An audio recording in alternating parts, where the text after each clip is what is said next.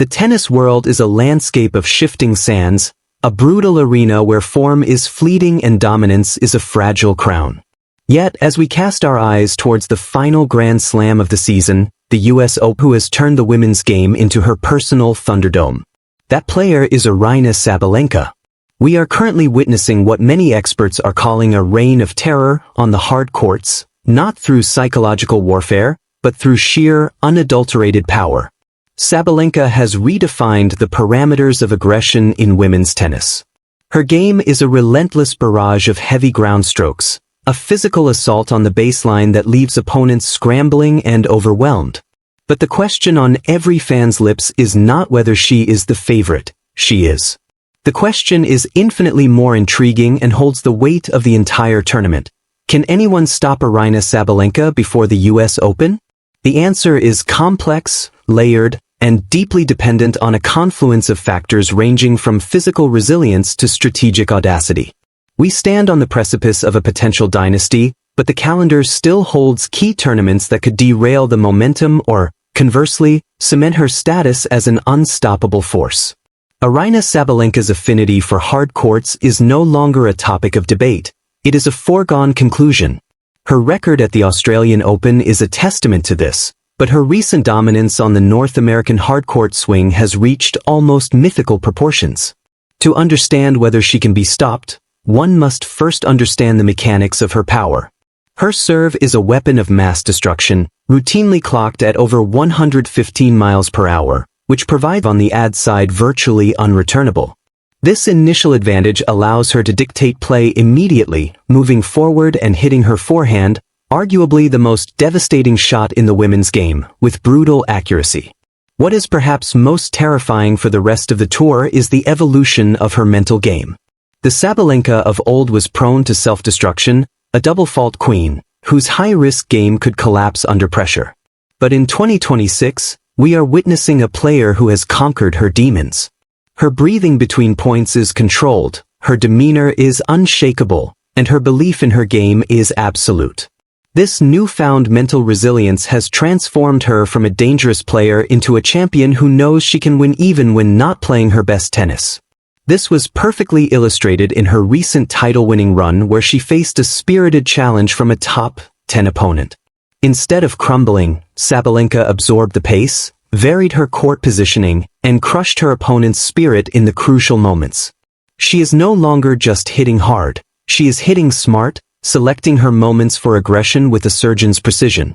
Her movement, often cited as a weakness due to her tall frame, has improved drastically.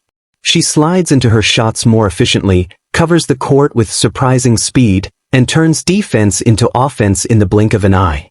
When you combine a monstrous serve, a forehand that can tear through a brick wall, a backhand that is now a consistent weapon, and a mental fortitude to match, you get a player who is currently in the zone. This is the form that champions are made of, the kind of form that intimidates opponents before they even step onto the court. She has created a psychological barrier, and the biggest challenge for anyone looking to stop her might be overcoming the fear of facing her. In any discussion about stopping Sabalenka, the conversation inevitably turns to a select group of players who possess the theoretical game to cause her problems. However, the reality is often more complicated, revealing fundamental flaws that Sabalenka's power exposes with ruthless efficiency. First, we have Iga Swiatek. The Pole is the queen of clay, a master of spin and defense whose game is built on a different foundation. On a hard court, her topspin forehand bounces high into Sabalenka's strike zone, which is precisely where the Belarusian loves the ball. Swiatek has often struggled against power hitters on faster surfaces. The history of their rivalry on hard courts shows a player who can outlast others but is often overwhelmed by Sabalenka's pace. To stop Sabalenka, Swiatek would need to be the aggressor, which is unnatural to her game, or rely on Sabalenka having an off day, a scenario that is becoming increasingly rare. Then there is Coco Gauff. The American possesses a fantastic serve and athleticism that can neutralize power. Her forehand, once a weakness, has been rebuilt and looks like a formidable weapon. However, Gauff's game is still transitioning.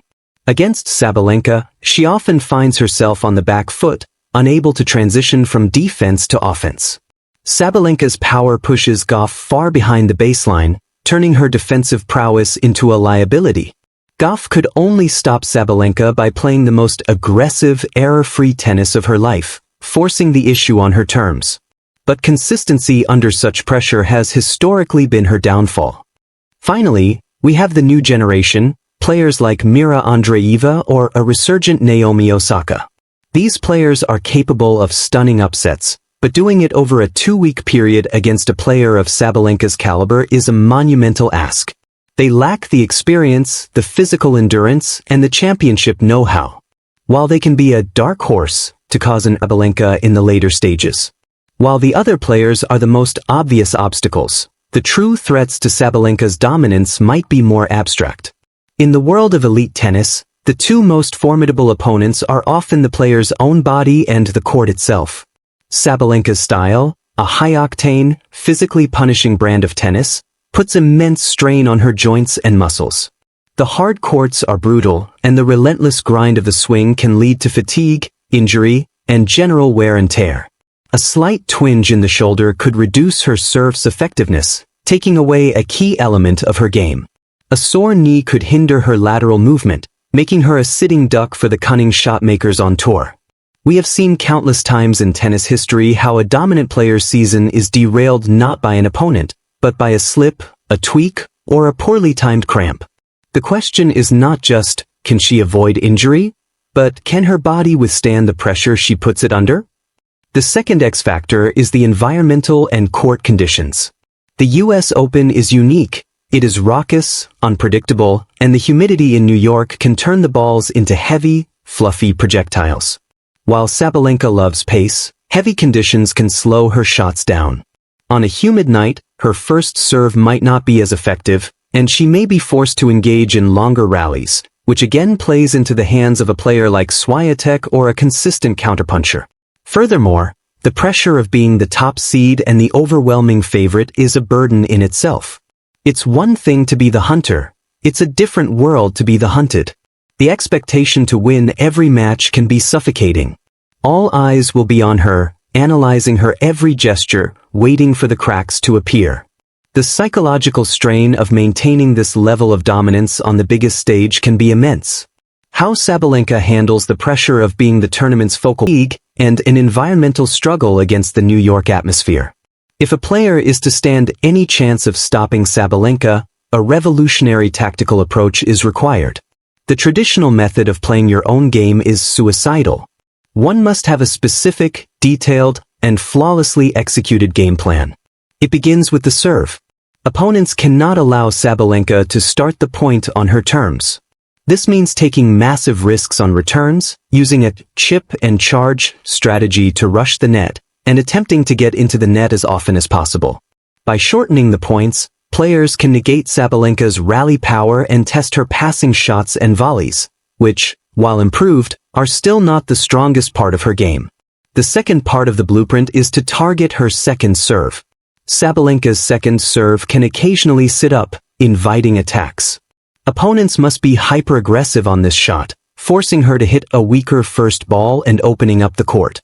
The objective is not to win the point immediately but to prevent her from establishing her rhythm.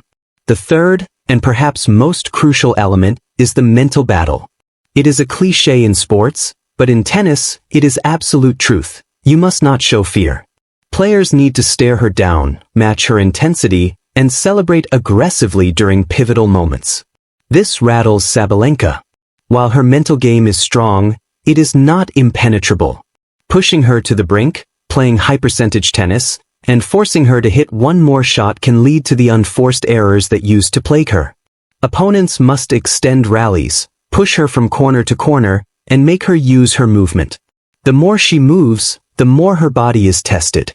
The player who can best implement this is perhaps a veteran like a prime Karolina Muchova, a player with an all-court game, incredible variety, and the ability to absorb pace and redirect it. Muchova's net skills against a player of this style is what the tour is waiting for. It's not a boxer with power, it's a chess player who uses the entire board. The blueprint is clear. The question is whether anyone on the tour has the skill, nerve, and physical fitness to execute sure things have a way of becoming spectacular upsets.